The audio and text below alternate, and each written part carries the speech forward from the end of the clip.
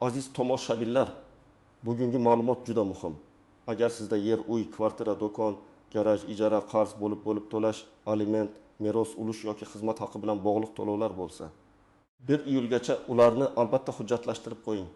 Chunki keyin men pul bergan edim, men to'lagan edim, kelishib qo'ygan edik degan gaplar ko'p holatda hech narsani isbotlab bera olmaydi.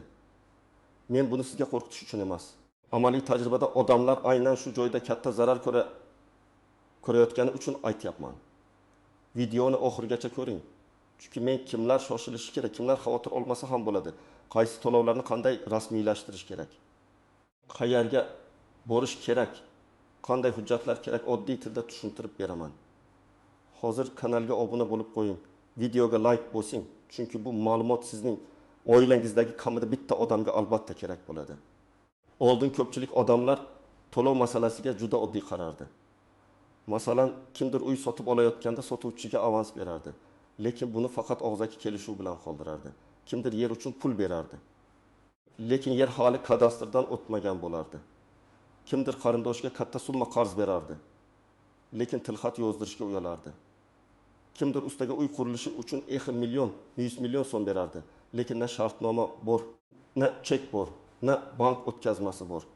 Keyin muammo chiqqanda esa hamma savol bitta bo'ladi. Pulni berganingizni qanday isbotlaysiz? Avval ko'p ishlar ishonch bilan yurardi. Mahallada hamma bir-birini taniydi.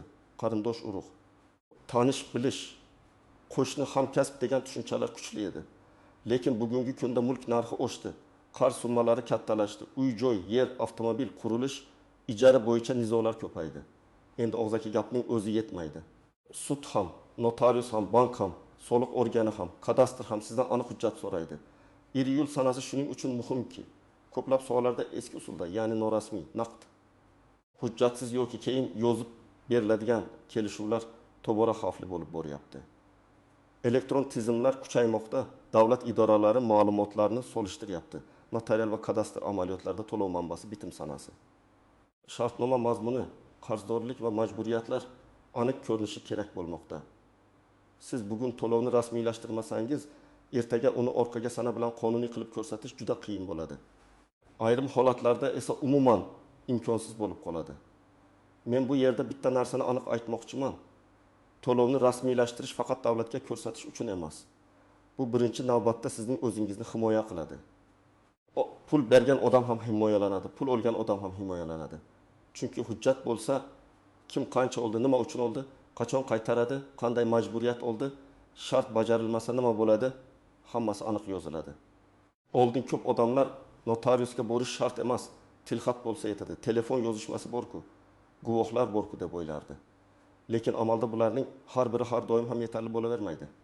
Masalan, siz Telegramda aka 3 million oldim degan xabarni ko'rsatishingiz mumkin. Lekin qarshi tomon bu boshqa pul edi. Men qaytarib berganman. Telefonimni boshqa odam ishlatgan. Bu hazil edi deb chiqishi mumkin. Guvohlar esa vaqt o'tib fikrni o'zgartirishi, eslolmasligi yoki sudga kelmasligi mumkin. Hozir asosiy o'zgarish shuki, pul harakati imkon qadar bank orqali, shartnoma orqali, kadastr va notarial tizim orqali ko'rinishi kerak. Agar uy sotib olayotgan bo'lsangiz, pulni shunchaki qo'lga berib qo'ymang. Agar yer uchun avans berayotgan bo'lsangiz, keyin rasmiylashtiramiz demang. Agar ijara to'layotgan bo'lsangiz, oyma-oy to'lovni tasdiqlovchi hujjat bo'lsin. Agar alimentni qo'lga berayotgan bo'lsangiz, keyin to'lamagan bo'lib qolishingiz mumkin. Agar qarz bergan bo'lsangiz, tilxat yoki notarial qarz shartnomasi bo'lsin. Agar ustaga pul bergan bo'lsangiz, kamida xizmat shartnomasi va to'lov dalili bo'lsin. Men ko'p uchratadigan holat, odam uy sotib olmoqchi bo'ladi. Uy egasi aytadi: "Hozir 100 million avans bering, kadastr chiqsin. Keyin notariusdan o'tamiz." Xaridor ishonadi, pulni beradi dedi. 1 oy o'tadi, 2 oy o'tadi, hujjat chiqmaydi. Keyin ma'lum bo'ladiki, uy garovda meros ishi ochilmagan, mulkdor bir nechta odam. Yoki kadastrda umuman boshqa muammo bor. Xaridor pulini qaytarib olmoqchi bo'ladi. Sotuvchi esa men sizdan 1 million emas, 3 million olganman deydi. Agar bank o'tkazmasi, avans shartnomasi, tilxat va pasport ma'lumotlari bo'lmasa, xaridor juda qiynaladi. Yana bir misol, ota-ona farzandiga kvartira olish uchun pul beradi. O'g'limning nomiga rasmiylashtiraylik deyishadi. Keyin oilaviy nizo chiqadi. Kelin kuyov ajrashadi yoki farzand qarzga botadi. Ota-ona bu kvartira aslida bizning pulimizga olingan deydi. Lekin pul berilgani hujjatda ko'rinmasa, bu gapni isbotlash qiyin. Shuning uchun katta summa oilaviy yordam sifatida berilayotgan bo'lsa ham hujjat kerak. Bu oila ichida ishonchsizlik emas, kelajakdagi nizoni oldini olishdir. Birinchi navbatda uy, yer, dala hovli, garaj, do'kon, noturar joy. Yangi qurilayotgan kvartira yoki ulushli qurilish bo'yicha pul berganlar shoshilishi kerak. Agar siz hali notariusdan o'tmaganmiz, lekin pulning bir qismini berganman desangiz, bu eng xavfli holatlardan biri. Chunki mulk hali sizning nomingizda emas, pul esa sizdan chiqib ketgan. Bunday vaziyatda kamida avans shartnomasi, oldi sotdi bo'yicha dastlabki kelishuv yoki pul olingani haqida notarial tasdiqlangan hujjat kerak bo'ladi. Ikkinchi guruh qarz berganlar. Masalan, siz tanishingizga 50 million, 200 million so'm qarz berdingiz. U bir oyda qaytaraman dedi. Bir oy o'tdi, qaytarmadi. Sizda faqat telefon qo'ng'iroqlar bor. Bu juda zaif dalil. Qarz bo'yicha hujjatda qarz oluvchining pasport ma'lumoti, yashash manzili, qarz summasi, qaytarish muddati, foizli yoki foizsizligi, kechiksa nima bo'lishi aniq yozilishi kerak.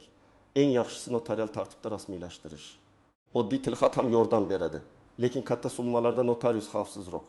Uchinchi guruh ijara beruvchi va ijarachilar. Ko'pchilik ijara shartnomasini rasmiylashtirmaydi. Uy egasi soliq chiqadi deb qo'rqadi. Ijarachi esa menga farqi yo'q deb o'ylaydi. Lekin muammo chiqqanda ikkisi ham zarar ko'radi. Ijarachi oldindan 6 oyga pul to'lab qo'ygan bo'lishi mumkin. Uy egasi esa keyin men faqat 1 oy olganman deyishi mumkin. Yoki ijarachi uyga zarar yetkazadi, qarzdor bo'lib chiqib ketadi. Shartnoma bo'lmasa talab qilish qiyinlashadi. Shuning uchun ijara to'lovi ham rasmiy yo'l bilan bank orqali yoki imzoli kvitansiya bilan yurishi kerak. 4-chi guruh aliment to'layotganlar. Bu juda muhim. Ko'p erkaklar yoki ayollar alimentni qo'lga berib yuradi. Bolam uchun ku nima bo'pti deb o'ylaydi. Lekin keyin sud ijrochisi hisobida qarzdorlik chiqib qoladi. Chunki rasmiy tizimda to'lov ko'rinmagan.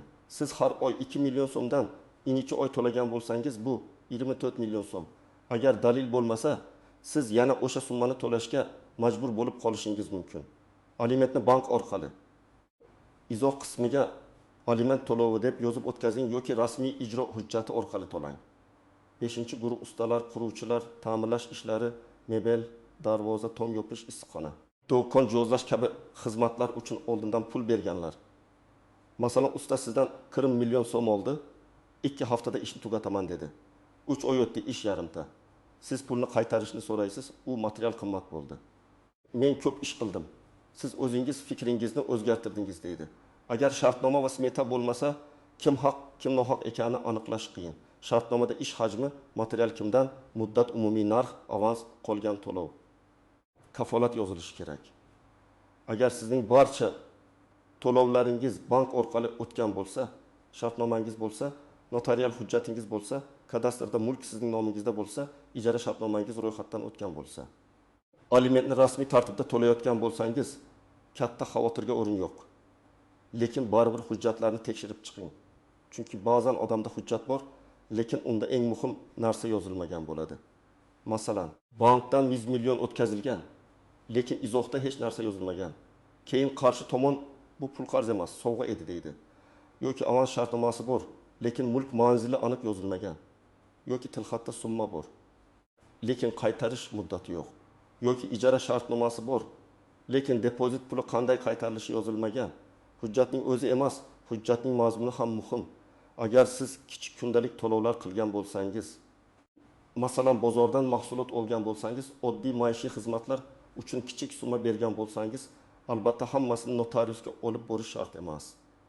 Men bu videoda katta summalar, mulkiy nizoga sabab bo'lishi mumkin bo'lgan to'lovlar, kelajakda isbot talab qilinadigan majburiyatlar haqida gapiryapman.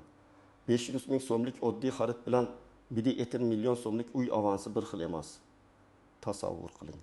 Jamshid aka yangi qurilayotgan uydan kvartira olmoqchi bo'ldi.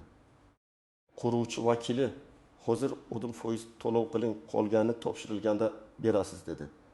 Kvartira narxi 5 million so'm, demak boshlang'ich to'lov 1 million so'm. Jamshid aka pulni naqd berdi.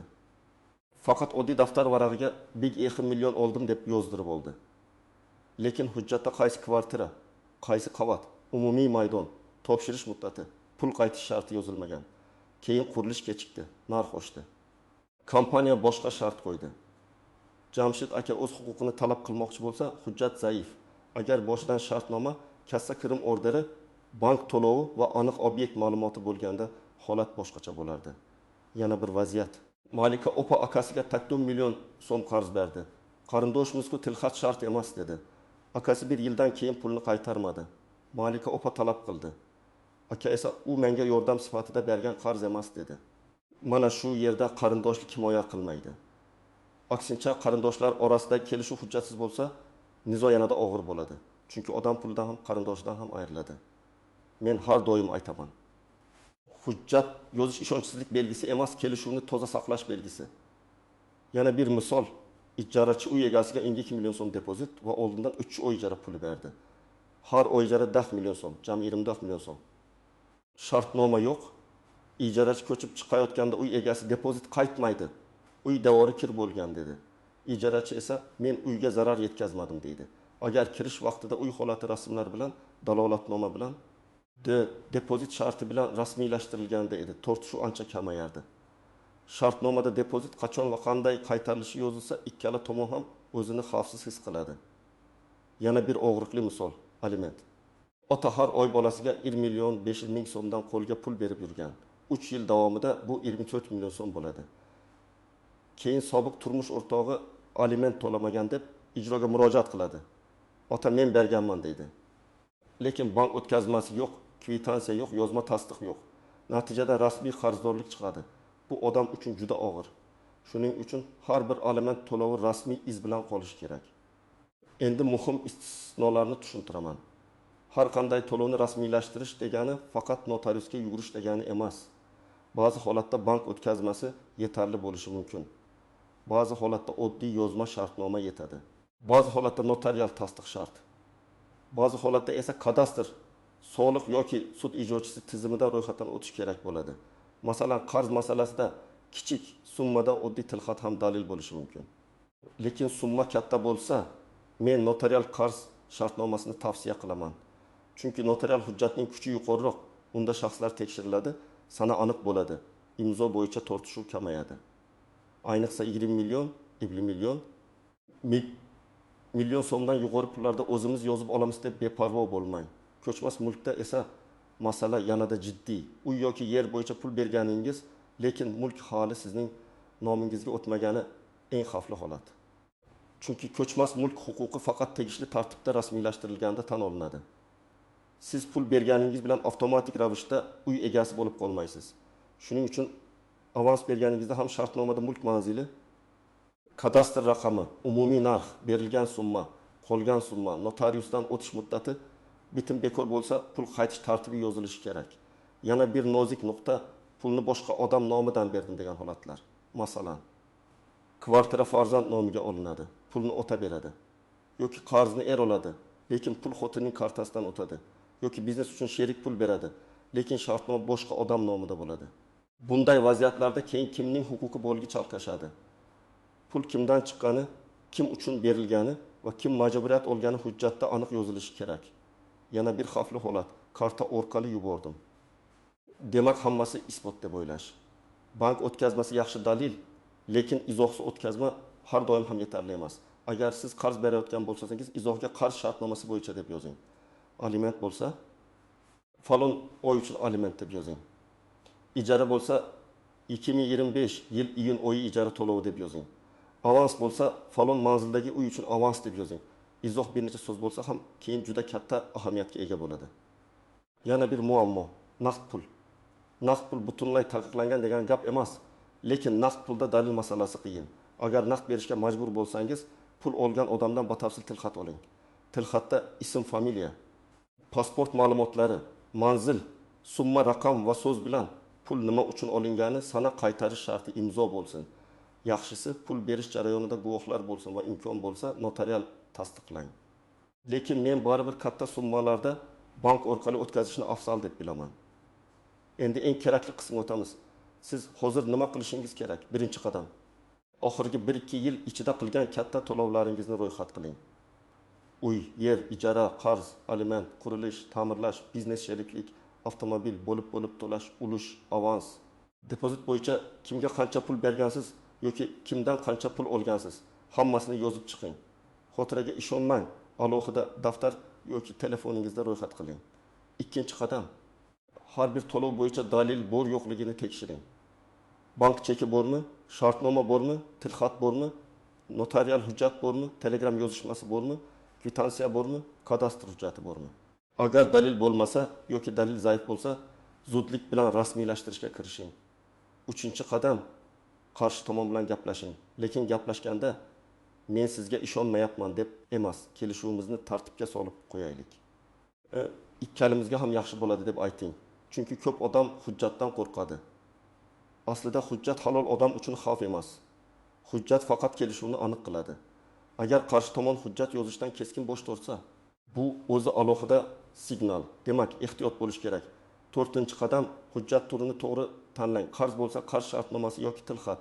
Uy-joy avansi bo'lsa, dastlabki kelishuv yoki avans shartnomasi. Ijara bo'lsa, ijara shartnomasi. Aliment bo'lsa, bank o'tkazmasi yoki ijro orqali to'lov. Qurilish va ta'mirlash bo'lsa, xizmat ko'rsatish shartnomasi. Smeta va qabul qilish davlatnomasi. Sheriklik bo'lsa, ulush va majburiyatlar yozilgan shartnoma. 5-qadam, hujjatga aniq ma'lumot kiriting. Pul oldim deb yozish yetmaydi. Nima uchun oldi, qancha oldi, qachon oldi, qachon qaytaradi yoki qanday ish bajaradi? Pul qaytmasa nima bo'ladi?